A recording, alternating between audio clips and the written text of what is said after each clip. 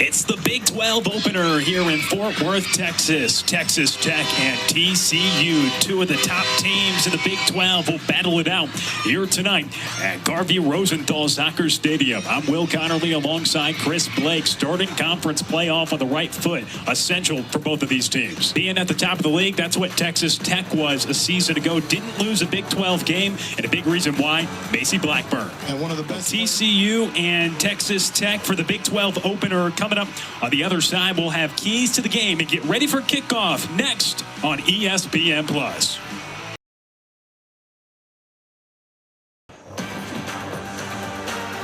No score at halftime in this Big 12 opener.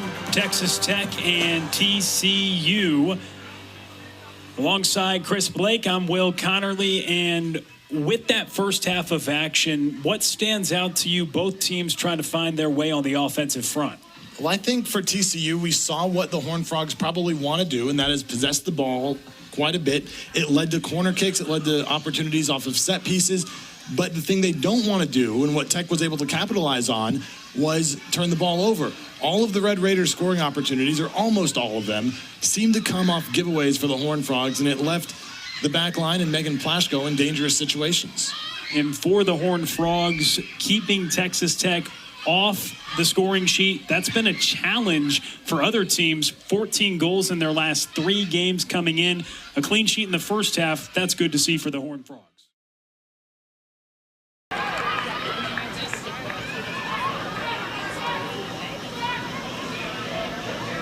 Now a fight for it in the corner. And the flag goes up. It was where A.J. Hennessy was. The Red Raiders will have an opportunity to boot it forward. Early on in this game, both teams trying to feel each other's style out. Hennessy, a scrappy player that isn't going to give a possession away easily. See her involved in contact frequently throughout a lot of matches. The TCU style, I think, here in the early going is winning out, as the Horned Frogs have been able to maintain possession as they like to do. But really the only dangerous chance for the Horned Frogs so far has come off the free kick. And we know Diorio can cause danger on those free kicks. And getting that set piece opportunity, really the lone danger we've seen tonight. You see Cam Patton trying to get involved in the attack, and for this TCU back line featuring a couple freshmen as the wide backs. Looking for an angle to cross. It's cut off. Hennessy gets on the end of it, cuts inside the 18, and gives it off, and a diving save made after the shot from Diorio. Coming in to make that stop, Faith Wynn. The junior goalkeeper gets her mitts on it. Great look here from Hennessy to Diorio. Wynn did a nice job getting over. That was really the only part of the net that Bella had open to her and going off the left foot. Nice pass, better stop. And the Horned Frogs this season, if you haven't watched TCU yet, have been trying to connect more passes in the middle of the field, in the middle of the attack, instead of funneling everything out wide and then sending crosses towards the 6. Turns it over, looking for Diorio. Out on the flank, and now the Red Raiders will try to gather their shape. Looking for Parsons, but she's not able to track it down. Somebody that the Red Raiders want to find, and, well, they found her quite a bit this season. The leading scorer on this team with 7 goals in as many games. She's 10th in the country at 1 goal per game on the young season so far, but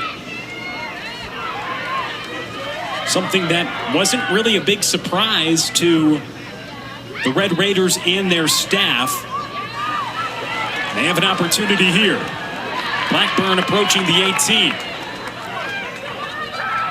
Decisive play by Mooney to step up and challenge. Now Sexton gives it back off to Blackburn, and stepping in is Maddie Mooney once again. Resilient on this try. As Blackburn tries to get it out front. to Ashley Williams, their main target player up top. And instead it's booted forward. Castaigne was the target, but it's cleared out. It's the threat of Castaigne there, forcing Texas Tech to boot it out of play and give TCU a chance to get organized here before the throw. That was the first cause of danger that Texas Tech has created tonight offensively. And with the four in the middle and the way that shape changes throughout the match, whether they're attacking or defending, the mainstay is Peyton Parsons and Ashley Williams up top. And Parsons, a big outburst this year. Ashley Williams, the known commodity on this team, scored her first goal of the season last game, but somebody that is very decorated, 32 career goals for Texas Tech. That's 12th amongst active Division I players in her career. And it took her a little bit to get going this year, as you mentioned, just the one goal so far after 14 a year ago. And Tom Stone credited the return of Macy Blackburn a lot for helping get Williams going. She is such a big part of their attack as a facilitator, not always going to put up the goal numbers. And even if the direct assists don't come from her, just getting things starting and building out of the back. And get a look at Eric Bell, 13th season with the Horned Frogs. Took TCU to 7 consecutive NCAA tournaments until that streak was upended a season ago when they finished 3rd, showing how important it is in Big 12 play to finish towards the top of the table. If you want to continue your season into the NCAA tournament, which both of these programs, it's become an expectation. Yeah, Horned Frogs, I certainly would have liked to be included a year ago after that 3rd place finish in conference play. 6-2-2 in conference play last year, but the non-conference mark, just 10-6-3 overall, hurt TCU in qualifying for the postseason. And it was something similar that Texas Tech went through the season before that in 2022. Tech was 5-1-3 in Big 12 play, tied for 2nd, but a 9-4-6 overall record. So the Big 12 teams trying to get in need to build those non-conference resumes, it seems, in an effort to earn those NCAA tournament berths. A great effort from DiOrio to come back and defuse that. Then nearly Williams getting a free run at Plashko, but a quick recovery there by Jenny Imathan. A nice job by Parsons to force that turnover, and now another one. They're continuing to have to be the last line of defense a couple times. The back line comes through. And now up top, there's a race towards the top of the box, and Wynn comes up to get off her line. Castaigne gives it out wide. Trying to give it back to Castaigne, and Wynn comes in. Dives to collect that one. Transfer from UCLA, won the national title in 2021.